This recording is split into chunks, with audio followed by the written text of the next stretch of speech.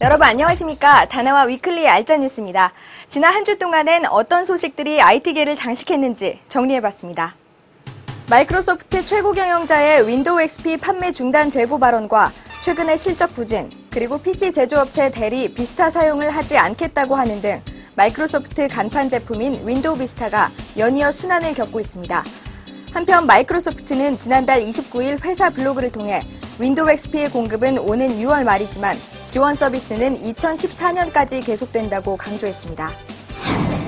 인텔이 초저가 노트북 넷북을 공개한 데 이어 최근에는 초저가 데스크톱 PC를 만들 수 있는 넷톱용 마더보드를 출시해 국내 저가 PC 시장에 어떤 영향을 줄지 관심이 집중되고 있습니다.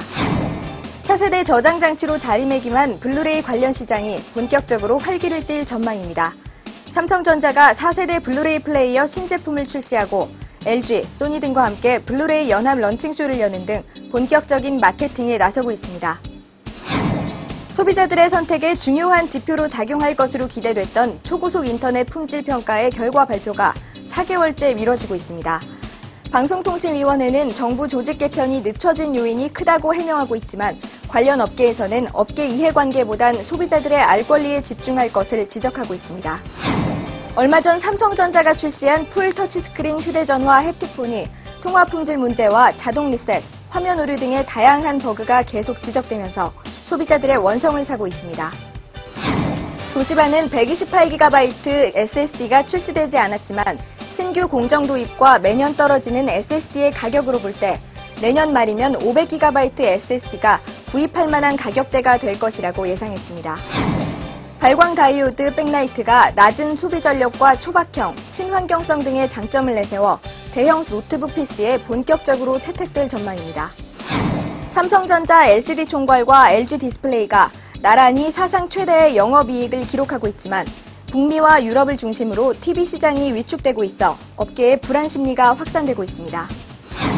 최근 잇따르고 있는 개인정보 유출 등과 관련해 행정안전부가 주민번호 클린 캠페인을 실시한다고 밝혔습니다. 간단한 본인 인증 절차를 통해 2001년 실명 확인 서비스 이후 인터넷에서 자신의 주민등록번호가 언제, 어디서 사용됐는지의 내역을 무료로 확인할 수 있습니다.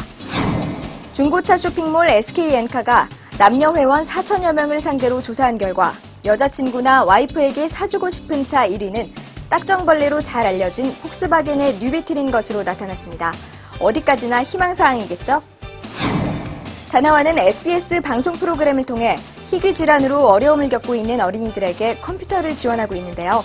이번엔 척수지방종으로 힘든 하루를 보내고 있는 대구에 사는 로사 양에게 컴퓨터를 전달하고 왔습니다. 최근 LCD 모니터 시장에서 중소업체들의 판매가 두드러지고 있으며 크기나 해상도 등 트렌드 변화도 뚜렷하게 나타나고 있습니다. 올해 1사분기 다나와 연동몰의 판매량을 집계한 결과를 보면 6개월 전만 해도 19형의 모니터가 주종을 이뤘으나 현재는 22형의 모니터가 19형을 제치고 1위를 차지했습니다. 해상도별 점유율도 22형 모니터가 지원하는 1680바이 1050의 해상도가 압도적인 비율을 차지하는 등 당분간은 이 추세가 계속될 것으로 전망됩니다. 또한 최근 대기업의 시장 점유율은 계속해서 하락하는 반면 가격 경쟁력이 뛰어난 중소업체들이 두 자릿수 점유율을 확보해가고 있는 것도 눈여겨볼 만합니다.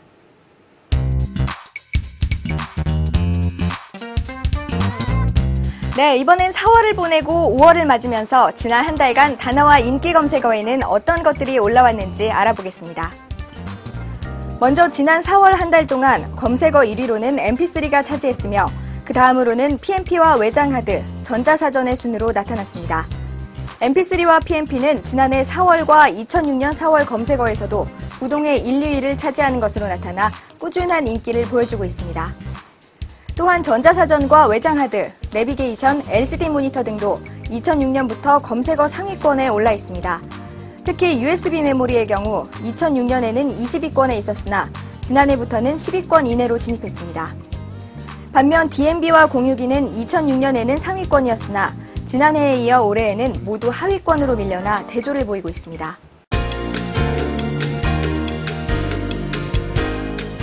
삼성전자는 크기 22형과 7형의 LCD 패널 2개를 장착한 듀얼 디스플레이 LCD 모니터를 출시할 예정입니다. AMD가 트리플 코어 기반의 AMD 페넘 X3 트리플 코어 프로세서 3종류를 출시했습니다. 큐센은 FPS 게임 등 동시키 입력이 필요한 게임에 적합한 게이밍 키보드를 출시했다고 밝혔습니다. GM 코퍼레이션은 쿨링을 강화한 블랙 컬러의 미들타워 타입 보급형 케이스를 출시합니다.